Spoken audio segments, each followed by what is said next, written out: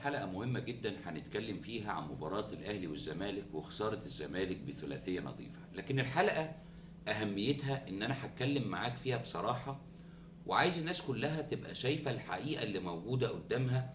عشان أنا شايف في حالة انقسام كده موجودة ما بين جمهور الزمالك وما بين بعضه. البعض شايف إن فيريرا هو اللي مسؤول عن النتائج وسوء المستوى اللي بيقدمه الزمالك، وبيعفي اللاعبين من أي مسؤولية وبيعفي الإدارة من أي مسؤولية. والعكس صحيح، في ناس شايفة إن فريرة عامل اللي عليه والمشكلة بقت موجودة عند الإدارة، وإن الإدارة هي اللي تتحمل القصة هي واللعيبة. وكمان مش هخفي الحق الأهلي في المباراة اللي قدمها والتكتيك اللي اشتغل بيه مارسيل كولر المدير الفني للنادي الأهلي. ده كله هنتكلم عنه في حلقة النهاردة. تعال نبدأ بأسباب خسارة الزمالك، وهل إقالة فيريرا هتبقى هي الحل للمشاكل اللي الزمالك بيعاني منها، ولا الوضع هيمشي ازاي؟ خلينا نتفق ان الموسم اللي فات والموسم اللي قبليه فيريرا كان قادر يقفل على الفرقة بشكل جيد، ورغم إيقاف الزمالك عن القيد فترة كبيرة جدا لكنه قدر يشتغل بمجموعة عناصر ممكن تكون موجودة معاه، ويحط ايده على الخطة وطريقة اللعب المناسبة اللي هيشتغل من خلالها مع اللعيبه. ده حصل من فيريرا في موسمين، واشتغل وفقا للقماشه والاوراق المتاحه بالنسبه له. بعد كده الوضع اتغير، بدأنا نحس ان فيريرا عنده مشكلتين. المشكله الاولانيه مشكله التأليف سواء في التشكيل واشراك لاعبين في مراكز غير مراكزها. طبعا المدير الفني ممكن يكون عنده رؤيه انه يشوف من وجهه نظره ان اللاعب سين يقدر ان هو طالما مركزه الاساسي باك يمين يقدر مثلا انه يؤدي في مركز وسط الملعب. لكن الموضوع ده فيريرا رغم ان في لعيبه فكر ان هو يعتمد عليها في مراكز غير مراكزها، ومع ذلك ما ادتش، ومصر على انه يشركها ويلعبها كما لو كان هو بيعند مع جمهور الزمالك، وشايف ان انا كده خلاص بروف، فهمشي اي طريقه لعب وهكسب بيها حتى لو تعثرت مره او اتنين او تلاته. كمان فيريرا فقد ميزة مهمة جدا كانت موجودة عنده، وللأسف مع بداية الموسم ده الميزة دي تلاشت تماما، وهو سيطرته على الفرقة وقوة شخصيته اللي كانت معروفة عنه حتى في فترة ولايته الأولى والفترة التانية دي وأول موسم وتاني موسم. لكن القصة بعد كده اختلفت، تحس ان فرط العقد كده بتاع اللعيبة هرب منه بلغة الكورة، وتحس ان هو ما عندوش سيطرة، وتحس ان بدأت يعني يتعامل بلا مبالاة مع اللاعبين، سواء اللعيبة اللي بتغلط جوه أرضية الملعب أو بتغلط بره أرضية الملعب. وهجيلك في بره أرضية الملعب دي كمان شوية عشان مشكلة فتوح وعبد الله جمعة والقصة اياها اللي كلكم عارفينها. مع السلبيات اللي موجودة اللي قلت لك عليها دي، اعتقد صعب انك انت تقدر انك انت تكسب كشغل مدير فني بيعمله. طب تعالى شوف اللاعبين وحالة الاستهتار واللامبالاة اللي موجودة عندهم. زيزو وشعوره انه النجم الاول والنجم الاوحد اللي بقى موجود مع نادي الزمالك وبيتقاضى اعلى عقد، وبدأت لعيبة تانية تبص له، وتبدأ النفسنة تكون موجودة ما بين اللاعبين، زي مثلا امام عاشور لما بدأ كده يحس ان هو نجم زيه زي زيزو، وطلب قبل التجديد ان يتم مساواته ماديا بعقد زيزو. فبدأت حالة الترابط والحب اللي كانت موجودة بين اللعيبة الموسمين اللي فاتوا ما بقتش موجودة، وبقى كل لاعب بيفكر في نفسه وبقى عنده لا مبالاة. حتى كمان أعلى عقد في الفرقة زيزو تحس إنه بيتعامل باستهتار ولا مبالاة في العديد من الماتشات. ويمكن أكبر مثال هديهولك في مباراة الكاس طريقة لعبه لضربة الجزاء اللي تصدى ليها أحمد الشناوي، واللي هي تقريبا كده كانت سبب رئيسي في إن الزمالك يخرج من قبل نهائي كاس مصر بسبب إنه لعب الكورة باستهتار ورعونة. طب النهاردة كل الجماهير اللي بتروح تساند وتؤازر اللاعبين في كل مباراة تلاقيهم موجودين، وفي الخسارة وفي التعادل وفي المكسب في كل الأوقات بتلاقي جمهور الزمالك موجود. في لعيبة لا تشعر بقيمة الدعم الجماهيري اللي موجود عندها، هي دي مشكلة تانية. تعال بقى خش على القصة الكبيرة قوي بتاعت إدارة نادي الزمالك والتعاقد مع صفقات في شنك.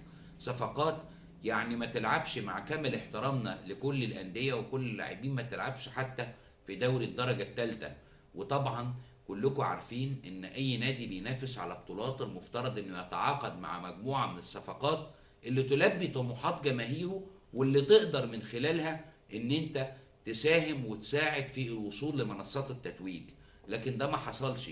انت رحت جبت بعض اللاعبين، ودايما انا حتى في الصفقات بقول لك، وهجي لك كمان شويه لما اكلمك على الاهلي، بقول لك دايما على الصفقات اللي بتبقى مهمه قوي، اللي هي تبقى احسن من اللي موجوده عندك. المفترض اي نادي كده بيفكر عنده بعض المراكز اللي محتاج ان هو يدعمها في صفقات، المفترض يعمل ايه؟ المفترض ان يشوف انا عندي اللاعب مستواه شكله عامل ازاي، اللي هيجي لازم يكون افضل منه، لا اقل منه ولا على نفس مستواه، والا هتبقى الصفقه ملهاش اي قيمه. لكن انت تعاقدت مع اشباه لاعبين على امل انك انت تملى الفراغ اللي موجود، وجبت ابراهيم نضاي على اساس يعوض غياب بن شرقي ما عوضوش، يوسف اسامه نبيه نفس القصه.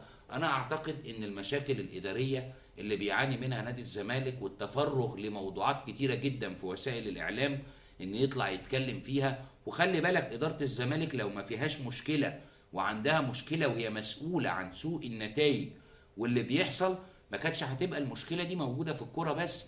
لكن ده انت كل الالعاب الجماعيه ما عندكش اي بطولات ممكن تكون، وظاهر بمستوى كمان سيء جدا. سواء مسؤوليه احمد مرتضى منصور عن الالعاب الجماعيه اللي كلها خلاص بقت شهيده هذا الموسم بلا بطولات، ونفس الفكره بالنسبه لامير، الكل بدا يتفرغ لحاجات تانية ومصالح تانية كتيره بعيدا عن الكوره وبعيدا عن فريق الكوره وعن الرياضه اللي موجوده في قلب نادي الزمالك.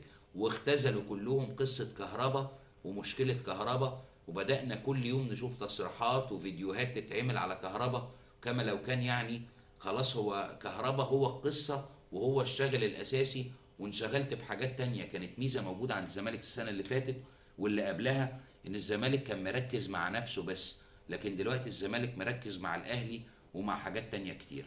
مش عايزين نغفل حق الأهلي وحق مارسيل كولر اللي عمله. طبعا الشوط الأول كلنا اتفرجنا عليه وشفنا إنه شوط أول كان يعني سيء جدا من الفرقتين، لكن واضح ان كولر كان قاعد على الخط وفكر يعتمد على التركات والاخطاء اللي ممكن تكون موجوده عند نادي الزمالك، وبتوفيق اللاعبين طبعا قدر ان هو يكسب بنتيجه تقيله ونتيجه تزيد من جراح الزمالك. طبعا مستغل حاله التخريف اللي كانت موجوده عند فريرة.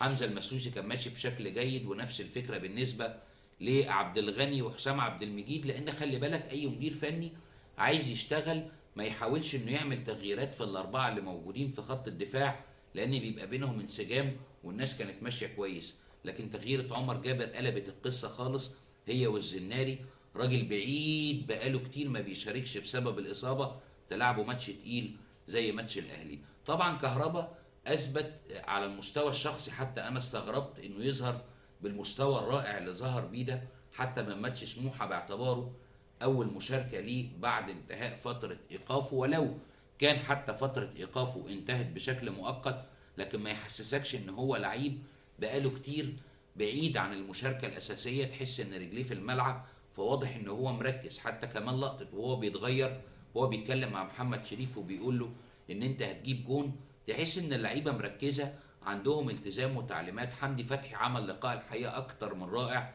في مباراته قدام الزمالك، وكان محور ومفتاح مهم جدا جدا.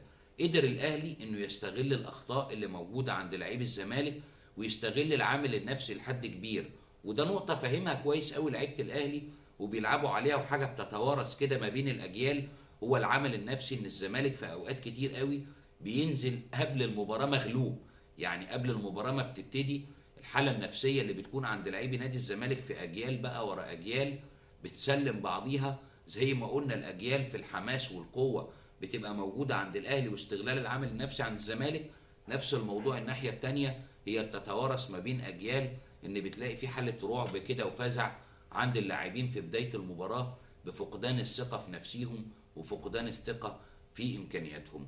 طبعا لسه بدري على ان انا اقول لك ان الدوري خلاص انتهى، صحيح الفارق وصل دلوقتي 8 نقاط، لكن الكل بيتكلم على ان الاهلي وسع الفارق مع الزمالك بفارق 8 نقاط. لكن ما تنساش ان في فرقتين ومنهم فرقه بتتسحب كده من تحت، واعتقد انها هتعمل حاجه وحاجه مهمه جدا الموسم ده، هي فريق فيوتشر. نفس الحال بالنسبه لبيراميدز. الزمالك بالمستوى ده اعتقد ان يعني تحت اقل تقدير ممكن ينهي الدوري كمركز رابع، لكن لسه بدري على الدوري، في ماتشات كتيره لسه باقيه بتاعه الدور الثاني كلها، نفس الحاله 4 ماتشات تقريبا او 3 ماتشات على نهايه الدور الاول. بدري هو فوز مهم من الناحيه المعنويه، بتصدر فيه ضغط مهم جدا للمنافس التقليدي بتاعك ونادي الزمالك، لكن عليك انك تبص بعين الاعتبار على فرقتين مهمين قوي، فرقه بيراميدز وفرقه فيوتشر، لان هيعملوا شغل، وافتكروا الكلام ده كويس، هيعملوا شغل في دوري هذا الموسم. ان شاء الله اشوفكم في حلقات جديده.